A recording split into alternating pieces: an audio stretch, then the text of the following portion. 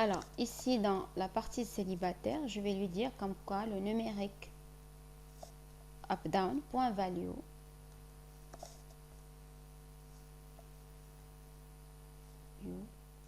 égale à 0.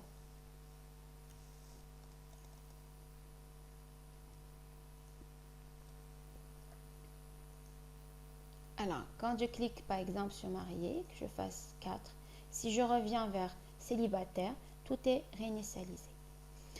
Maintenant, passons à catégorie. Donc, quand je choisis étudiant, il faut que ça reste invisible. Mais à partir du moment où je choisis autre, il faut que ça devienne visible. Si je reviens vers un autre choix, il faut que ça devienne invisible. Donc, ça veut dire que le test que je vais effectuer, et le test, je vais l'effectuer au niveau du choix. C'est-à-dire quand je choisis quelque chose dans le combo box. Quand on choisit quelque chose dans le combo box, c'est l'événement Selected Index Changed. Alors attention, il est très important de reconnaître les événements. Quand c'est quelque chose au chargement du formulaire au démarrage, c'est l'événement FormLoad. Quand c'est quelque chose qui est en relation avec cocher et décocher un objet, qui soit radio button ou qui soit checkbox, c'est l'événement CheckChanged. Quand c'est en relation avec le choix dans un combo box, c'est l'événement SelectIndexChanged. Alors, je dois lui dire si jamais la valeur du combo est différente de autre, donc ça doit être invisible. Si jamais c'est égal à autre, donc ça doit être visible. C'est ce que je vais essayer de programmer. Alors, l'événement par défaut pour le combo, c'est justement le Selected Index Changed. Ça veut dire que si l'utilisateur sélectionne une nouvelle valeur dans le combo box, on va exécuter le code. Je double-clique dessus donc. Alors, je vais lui dire si jamais if cmb catégorie point texte égal. Alors, je dois l'écrire exactement comme je l'ai fait ici. Sinon, je peux utiliser une fonction de conversion et donner la valeur, par exemple, en majuscule. Si je vais lui dire point toApple égal autre. Comme ça, je ne vais pas me soucier comment c'était écrit. Est-ce que majuscule, minuscule, est-ce que c'est mélangé? Vous pouvez faire cela, vous pouvez comparer le majuscule avec autre en majuscule ou alors le to lower minuscule avec autre en minuscule.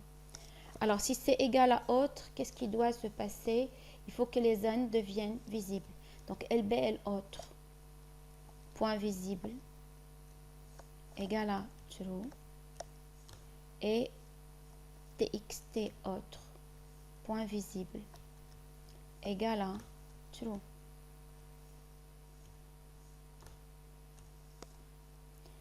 Sans oublier else, je ferai la remarque tout à l'heure quand on sera sur le else,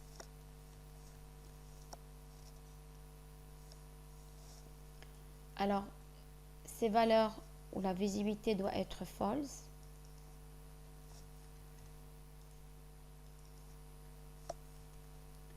et comme l'ai fait tout à l'heure, si jamais l'utilisateur a choisi autre, qu'il a commencé à taper quelque chose dans la zone de texte, mais qu'il n'a pas terminé, qu'il a changé d'avis, il est parti faire employé.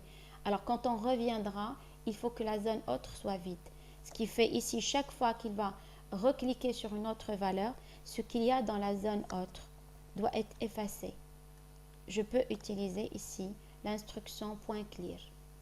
Je peux utiliser .clear, je peux aussi utiliser txt autre .text égale le vide. Ça donne le même effet. Donc, ou bien ça ou bien ça. Exécutant toujours pour voir est-ce que ça marche, est-ce qu'il n'y a pas d'erreur. Alors, catégorie étudiant, il n'y a rien. Employé, il n'y a rien. Autre, il y a bien l'affichage. Supposons que je commence à écrire et que je passe à étudiant, ça a disparu. Quand je reviens à autre, automatiquement, il me donne ça. Alors, ça, et il me le donne vide. Supposons que quand je clique sur autre, il faut que ce soit activé. Il faut qu'il y ait ici le focus. Donc, on va rajouter quelque chose du genre, si jamais, alors quand l'utilisateur clique sur autre, nous avons txt autre, nous avons Ça c'est visible, ça c'est visible. Mais en plus de cela, TXT autre va prendre le focus. Il faut que ce soit activé. Voilà, donc maintenant quand je clique sur autre, j'ai automatiquement, je peux commencer directement à taper au clavier. Bon, le contrôle date time picker, il n'y a rien à changer. Par défaut, il prend la date du jour. L'utilisateur devra venir choisir sa date. Donc, il peut choisir ce qu'il veut. Donc, c'est terminé à ce niveau-là. Les cases à cocher, donc par défaut, il peut faire beaucoup de choix. Il coche ce qu'il veut.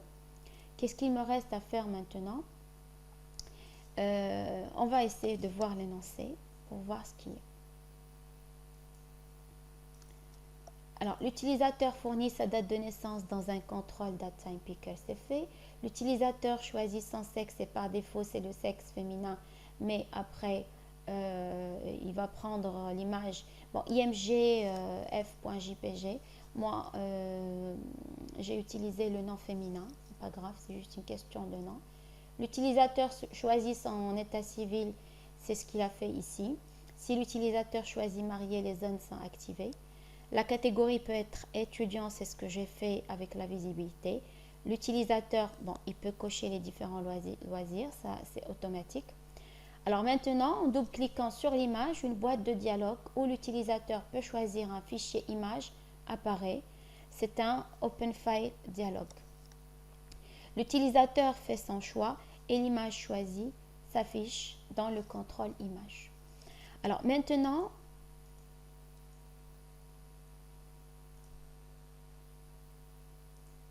on veut que l'utilisateur, quand il double-clique sur l'image, il y a automatiquement apparition d'une fenêtre qui s'appelle le Open File Dialog. Le Open File Dialog, c'est une fenêtre que vous connaissez parce qu'elle existe partout. Si par exemple ici en Visual Studio, je vais faire ouvrir un projet, une solution, il va me donner cette fenêtre. Cette fenêtre, c'est ce qu'on appelle une fenêtre de dialogue pour les fichiers. Le Open File Dialog, c'est un composant qui va me permettre d'ouvrir une boîte de dialogue comme ça, qui me montre mon poste de travail, ce qui existe, et qui me permet surtout de choisir des fichiers afin de pouvoir les ouvrir. C'est pourquoi on lui a donné le nom Open File Dialog. Donc je peux aller vers le chemin que je souhaite et sélectionner ce que je souhaite. Pourquoi on a utilisé ici un Open File Dialog? Ça veut dire qu'en double-cliquant sur l'image, on a envie d'afficher une boîte de dialogue ouverture à l'utilisateur afin qu'il puisse choisir la photo, choisir sa photo et valider la photo qu'il aura choisie va être affichée à ce niveau-là, sa propre photo. Alors, pour faire cela, donc, il nous faut le contrôle Open File Dialog. Open File Dialog, c'est un contrôle qui existe, il est là. Donc, dans boîte de dialogue, il est là. Dans votre boîte à outils, dans la partie boîte de dialogue. En fait, vous avez ici un ensemble de boîtes de dialogue que nous allons utiliser dans les exercices à venir, ici ou dans les exercices à venir. Alors, le color dialogue, c'est pour choisir une couleur. Il permet d'ouvrir une boîte de dialogue pour le choix des couleurs. Alors, le Folder Browser Dialog permet d'ouvrir une boîte qui va vous permettre de choisir un dossier, encore une fois, depuis votre disque dur, depuis votre machine, depuis votre poste de travail. Mais vous n'allez pas choisir un fichier, vous allez juste choisir un chemin, c'est-à-dire un dossier où vous pourrez enregistrer quelque chose, ou déposer quelque chose, ou lire quelque chose. Le Font Dialog, c'est une boîte de dialogue qui vous permet de choisir une police avec sa taille, etc. La police, ça veut dire l'écriture, le type d'écriture, le style d'écriture, est-ce que c'est souligné ou non. Donc, il va vous permettre d'ouvrir une boîte de dialogue Font. Le Open File Dialog, c'est pour nous ouvrir ou c'est pour nous permettre d'ouvrir un fichier depuis notre poste de travail, depuis notre disque dur, depuis une clé, etc. Le Save File Dialog, c'est une fenêtre qui permet, qui vous donne la main de choisir l'emplacement où vous voulez enregistrer votre fichier, ainsi que le nom que vous voulez attribuer à un fichier que vous voulez enregistrer. Donc ici, dans notre cas, on va cliquer sur le Open File Dialog parce que c'est de ça qu'on a besoin. Alors, ces différentes boîtes de dialogue, en général, elles ne sont pas dotées d'une interface graphique. Elles sont manipulées par code. C'est pourquoi quand je vais la faire glisser dans la feuille, lâchez-la où vous voulez. Elle n'apparaît pas ici en haut, elle apparaît, ou la boîte de dialogue, Open File Dialogue, apparaît ici en bas. Donc, et on pourra l'exploiter par code. Maintenant, quand est-ce que je dois faire appel à ce Open File Dialog? Je dois lui faire appel quand je double-clique sur l'image. Or, l'événement par défaut pour les Picture Box, c'est l'événement clic. Nous, on a besoin du double-clic. Donc, je ne peux pas aller vers l'événement par défaut. Je vais aller ici vers la liste des événements et chercher le double-clic. Double-clic. Alors, je vais double-cliquer ici. Il me donne automatiquement le code. La procédure événementielle pour le double-clic sur Picture Box photo. Alors maintenant, nous allons faire appel à l'Open File Dialog. D'accord? L'Open File Dialog, il produit un résultat. Quand vous faites appel à un Open File Dialog, comme ici, par exemple. Alors, vous avez, ou bien vous cliquez sur un fichier et vous faites ouvrir. Là, ça veut dire que vous avez bien choisi un fichier, mais vous pouvez très bien faire annuler. Donc, nous, on a besoin à un moment donné de savoir est-ce que l'utilisateur a choisi ce qu'il voulait, est-ce qu'il a bien choisi une image que nous allons mettre dans le Picture Box, ou alors est-ce qu'il a cliqué sur le bouton annuler. Parce que s'il a cliqué sur le bouton annuler, nous, on n'a rien à afficher dans le Picture Box. Donc, il va falloir connaître c'est quoi. C'est pourquoi notre Open File Dialog, on va le stocker, ou on va stocker le résultat dans un dialogue résulte. Ce n'est pas la première fois qu'on traite le dialogue résulte dans une variable de type dialogue résulte. Ce n'est pas la première fois qu'on traite le dialogue résulte. On a déjà fait connaissance avec les dialogues résultes avec MessageBox. C'était encore une fois pour stocker la réponse de l'utilisateur suite à l'affichage d'une boîte de dialogue qui est MessageBox.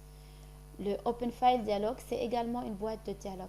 C'est pourquoi pour récupérer les résultats, je déclare une variable dialogue résulte. Rep égale. Alors, Open File Dialog, pour ouvrir le Open File Dialog, c'est openfiledialog.showDialog. Pour savoir est-ce que l'utilisateur a cliqué ou n'a pas cliqué sur le bouton Cancel, je vais lui dire if rep est différent de dialogResult.cancel. Si l'utilisateur n'a pas appuyé sur annuler, ça veut dire que obligatoirement il a choisi un fichier. S'il a appuyé sur annuler, on n'a rien à faire. S'il a choisi un fichier, on doit stocker ou attribuer le fichier au Picture Box. Alors, autre chose, avant, on va exécuter pour voir qu'est-ce que ça donne, parce que là, j'ai exécuté l'instruction pour afficher la boîte de dialogue. Je vais voir qu'est-ce que ça donne. Alors, en double-cliquant sur l'image, voilà. C'est ça le Open File Dialog et c'est ça le Show Dialog. J'ai cliqué sur Annuler. Alors, encore une fois.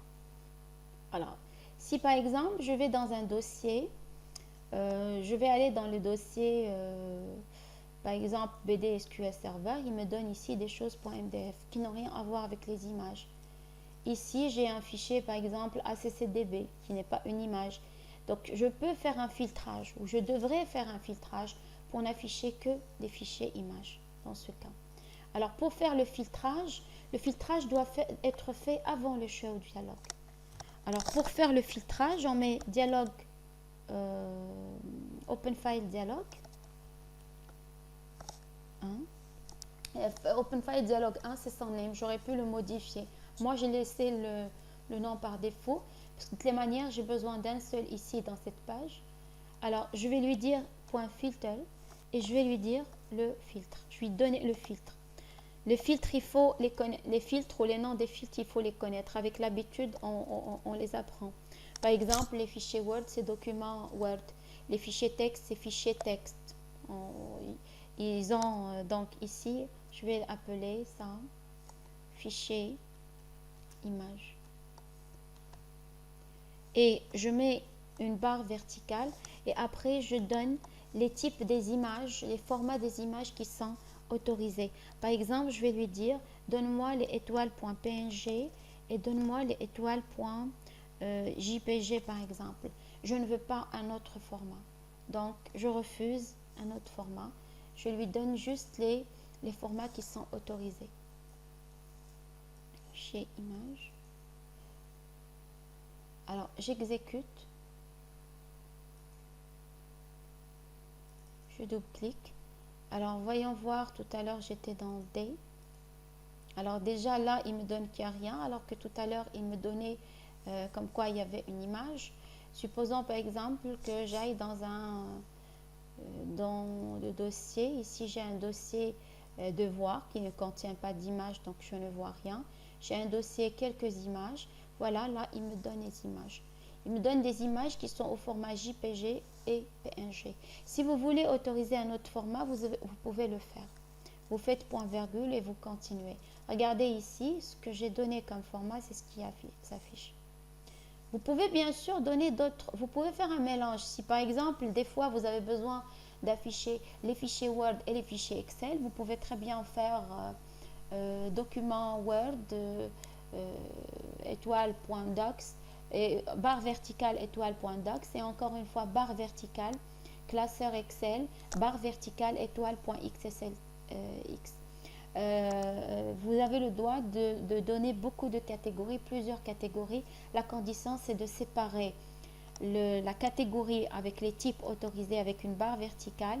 Et encore, si vous voulez donner un autre type, vous séparez avec des barres verticales, avec une autre barre verticale. Exactement comme j'ai fait ici. D'accord? Fichier image, séparateur. Si je veux rajouter un autre, par exemple, j'accepte les fichiers images et les fichiers Word, je vais faire encore une barre ici. Je vais lui dire, par exemple, document Word, encore une barre. Bon, c'est pas correct dans mon cas parce que je devrais prendre juste des images. Je vous le montre juste pour la démonstration. .docs. Par exemple, je veux que les docs. Je ne veux pas les docs. Je vais exécuter. Alors, normalement, maintenant, il doit m'afficher tout ce qui est image et tout ce qui est fichier Word. Je double-clique. Voilà, ici, c'est complètement vide. Ici, j'ai rien. Si je vais dans module de formation, donc programmation PO, j'entre dans cours.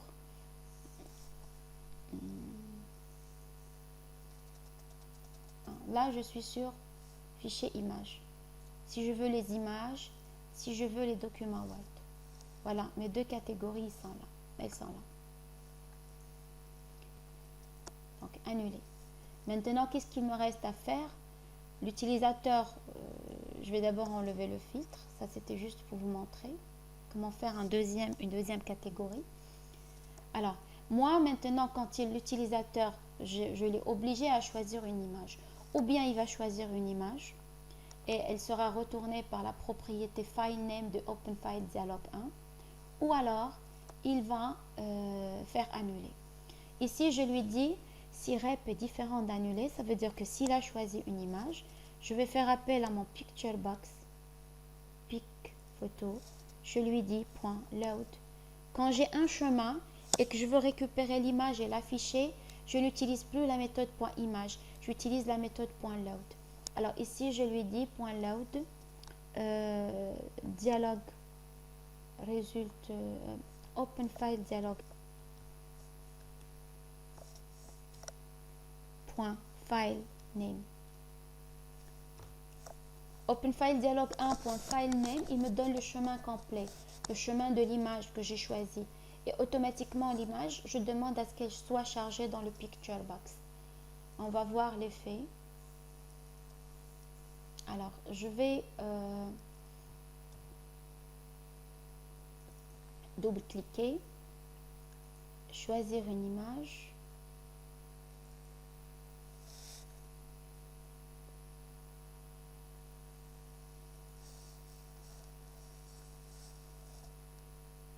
Mes images ici.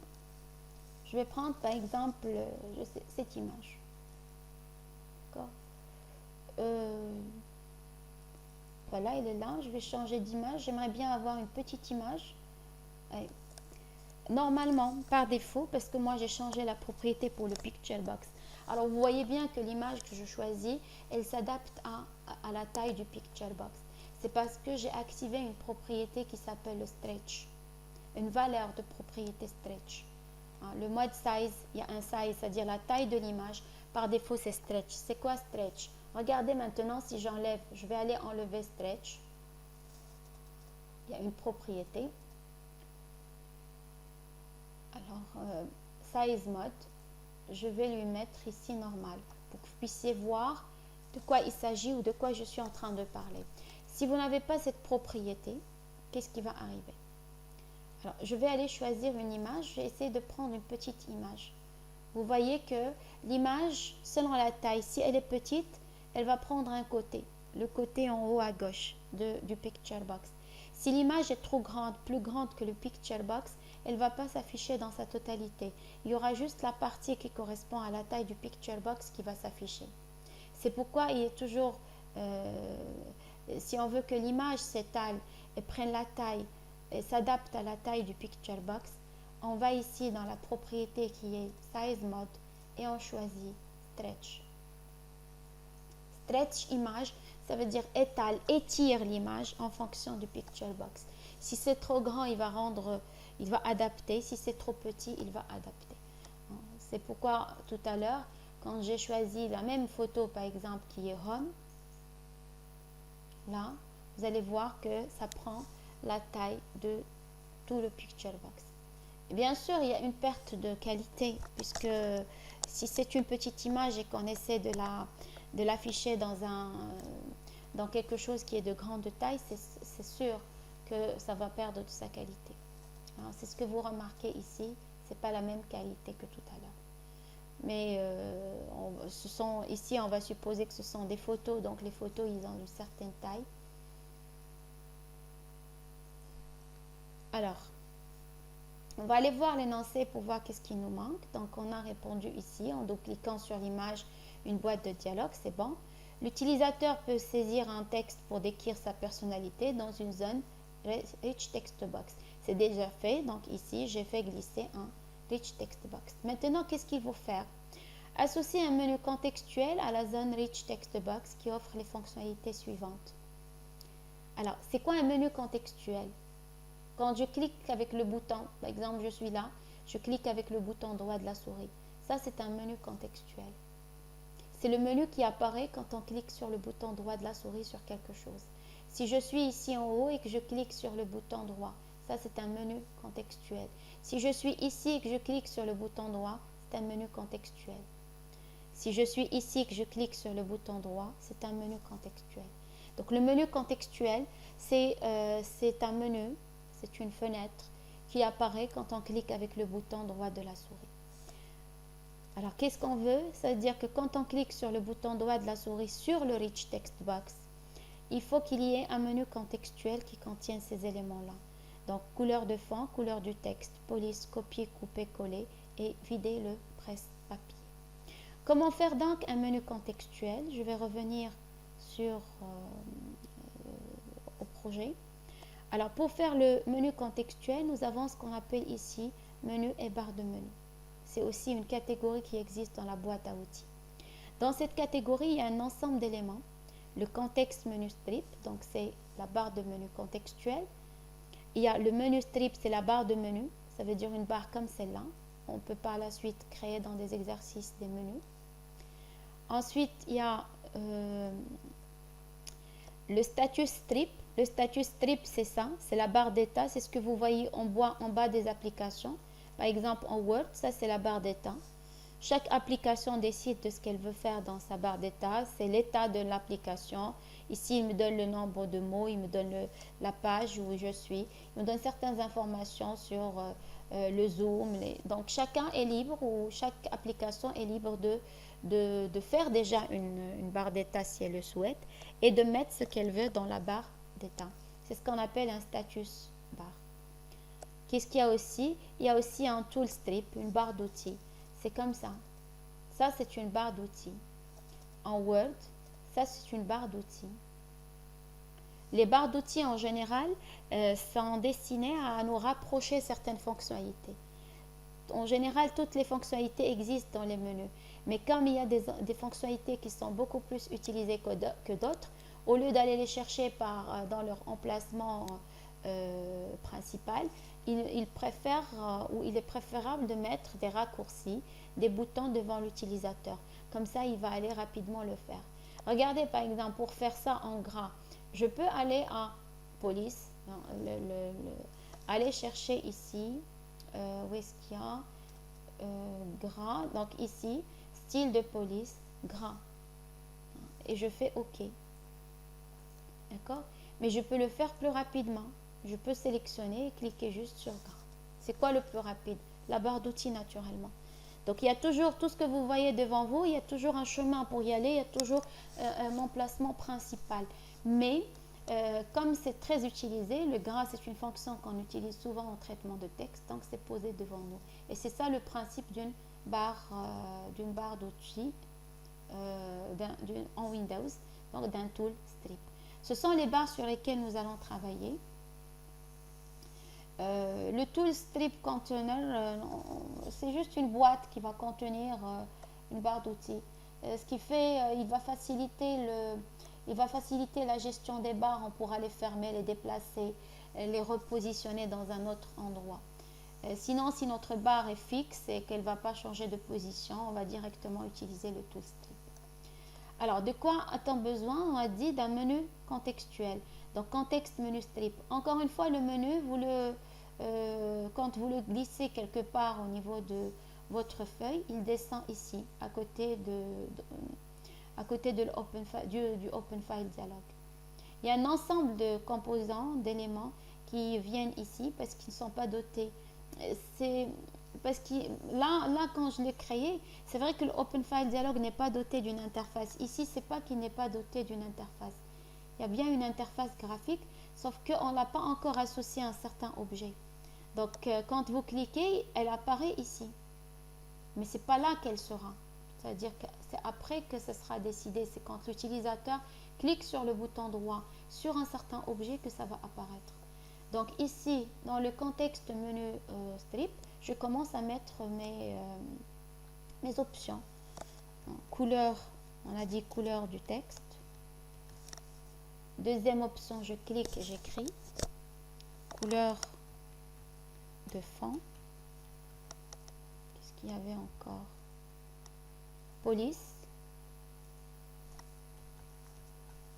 Ça va venir, hein, on sent ça. Couleur de texte, tout à l'heure j'ai parlé d'une boîte de dialogue pour les couleurs. Police, tout à l'heure j'ai parlé d'une boîte de dialogue pour la police. C'est ça l'objectif, hein, c'est d'utiliser ces différentes boîtes de dialogue. Qu'est-ce qu'il y a après? Il y a un trait, un séparateur. Chaque fois que vous voulez faire un séparateur, vous faites ici un tiret. Automatiquement, il se transforme en ligne. Qu'est-ce qu'il y a encore? Copier, couper, coller.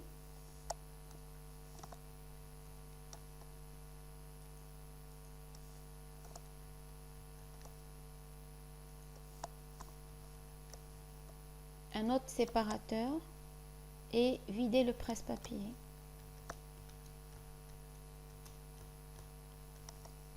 Voilà. Ça, c'est la première étape. Quand je clique quelque part, ça disparaît. Quand vous recliquez sur le menu contextuel, vous le voyez. Alors, une fois que j'ai créé le menu contextuel, il faut que je l'associe à un objet. Ici, on nous a dit dans l'exercice, si jamais on clique avec le bouton droit sur le Rich Text Box, c'est le menu contextuel qui apparaît. Enfin, quand on vous dit un menu contextuel, on n'a pas besoin de vous dire quand on clique sur le bouton droit. Un menu contextuel, ça apparaît automatiquement quand on clique avec le bouton droit. Alors, pour associer le menu contextuel à cet objet, je vais aller ici dans la fenêtre des propriétés et je vais chercher contexte menu. Voilà. Contexte menu strip, vous cliquez ici et vous choisissez. Automatiquement, il vous donne la liste des barres de menu contextuel qui existent parce que je peux en avoir beaucoup dans une page. Je peux par exemple avoir un menu contextuel quand je clique ici avec le bouton droit sur l'image. Je peux avoir un menu contextuel quand je clique avec un bouton droit sur le formulaire. Donc je peux avoir beaucoup de menus contextuels dans une même feuille. Je peux démarrer ça déjà pour voir est-ce que ça, pour voir que ça apparaît. Alors regardez, quand je clique ici avec le bouton droit, ça me donne autre chose, ça me donne un menu contextuel système. Quand je clique sur l'image, ça donne rien. Quand je clique sur le Rich Text Box avec le bouton droit, ça me donne ma barre de menu contextuelle. Le fait de créer sa propre barre de menu contextuelle désactive la barre de menu du système. Par exemple, si je ne veux pas que ce soit ça, je peux le désactiver déjà. Et la deuxième des choses, je peux, si je crée ma propre barre, il ne va plus m'afficher cela. D'accord? Alors maintenant, il me reste à programmer. Ce qui est demandé, c'est que quand je clique sur la couleur du texte, normalement, ici, s'il y a du texte qui est écrit, alors quand je sélectionne quelque chose et je clique sur le bouton droit couleur de texte, ça veut dire que là, la couleur du texte va changer. Pour pouvoir changer la couleur du texte, il faut qu'on affiche une boîte de dialogue qui va me permettre de choisir les couleurs. La même chose pour la couleur de fond. La boîte de dialogue, elle existe. On en a parlé tout à l'heure quand on a parlé du Open File Dialog. Elle s'appelle le Color Dialog. Il suffit de la faire glisser. Le Color Dialog, le Open File Dialog, le Open Folder, la boîte de dialogue pour la police, elles sont utilisées de la même manière. Ça veut dire que quand je fais glisser un Color Dialog, c'est toujours .show dialogue. Et toujours pour récupérer ou pour savoir est-ce que l'utilisateur a choisi une couleur ou est-ce qu'il a cliqué sur annuler, je fais un dialogue résulte. Elles sont toutes sans exception utilisées de la même manière. Donc, je vais aller écrire le code maintenant. Avant d'écrire le code sur le menu contextuel, si vous voulez écrire du code ici, il suffit de double-cliquer sur l'élément. Sinon, de quoi ai-je besoin avant de commencer à écrire le code? Je vais emmener la boîte de dialogue, donc boîte de dialogue de couleur. Là encore, c'est une boîte qui n'est pas dotée d'interface graphique ici. Donc, elle descend en bas de la fenêtre. Ici, donc, quand je clique sur couleur de texte, je veux faire apparaître le Open File Dialog. On a dit que c'est quelque chose qui ressemble à ça. Donc, je vais faire un copier ici et je vais juste changer le nom de la boîte.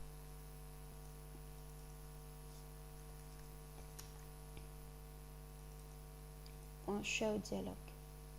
Alors, je prends la réponse pour savoir est-ce que l'utilisateur a appuyé sur cancel. Et qu'est-ce que je vais faire avec cette couleur? Je vais lui dire comme quoi le Rich Text Box, je l'ai appelé RTB personne, le Rich Text Box point color, sélection color. Il y a sélection color, il y a sélection back color. Donc pour changer la couleur du texte, j'utilise sélection color. Ça c'est la couleur du texte qui est sélectionnée. Si on veut changer la couleur du texte pour tout le Rich Box, on utilise .for color. Si on veut sélectionner ou changer la couleur de fond pour tout le Rich Text Box, on utilise back color. Si on veut changer la couleur du texte pour le texte sélectionné, on utilise sélection color. Moi, je vais utiliser ici le texte sélectionné. Ça veut dire que l'utilisateur, il va écrire dans le Rich Text Box, il va sélectionner quelque chose, appuyer sur le bouton droit, il va demander le changement de couleur. Donc ici, je vais lui dire comme quoi .sélection color égale color dialog 1.color. Alors là, c'est la différence entre le Open File Dialog. Le Open File Dialog, il me donne un fichier. Son nom, c'est dans File Name. Le Color Dialog, il me donne une couleur. Son nom, c'est dans .color. C'est la couleur qui a été choisie par l'utilisateur. Pour ce qui est de la couleur du texte, c'est un peu la même chose. La seule différence, c'est qu'au lieu de mettre ici .sélection color, on va dire .sélection back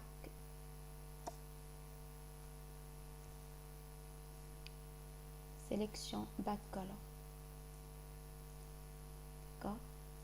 Maintenant, pour changer la police. Pour la police, nous avons une autre boîte de dialogue qui est spéciale pour la police, mais qui est utilisée de la même manière. Alors, je vais cliquer ici sur Font Dialogue. Je vais la faire glisser. Et je vais aller au menu correspondant. Donc, je clique ici, police. Même code à peu près. Il faut toujours savoir est-ce qu'il a sélectionné ou non. Ici, donc, c'est pas le color dialogue, c'est le font dialogue. Alors, et là, je vais lui dire point.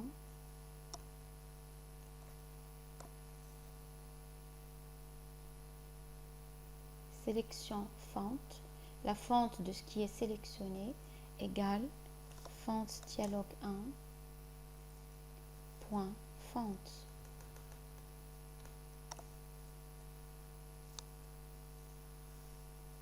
Voilà. Exécutons pour voir le résultat de ça. Bon, écrivons quelque chose ici. Bonjour. Bonjour. Je suis en train de tester les polices et les couleurs. Alors, on va sélectionner ce bonjour. On va cliquer avec le bouton droit et je vais choisir police. Je vais choisir grand 16 et un autre type d'écriture. Je fais OK. Si je sélectionne par exemple là la couleur du texte, par exemple, on va lui dire je veux une couleur bleue, OK. La couleur a été modifiée en bleu. Si je veux sélectionner une couleur de fond, je veux une couleur de fond rose par exemple, il va me donner comme ça. Ainsi de suite. D'accord? Et nous allons voir plus tard que si jamais je prends ce fichier, puisque le Rich Text Box c'est le format RTF, si je prends ce fichier et que je l'enregistre, j'ai la possibilité de l'enregistrer et que je l'enregistre dans un fichier texte, tout ce format-là sera reconnu. Il pourra être le même par Word parce que le format RTF est tout à fait reconnu par Word.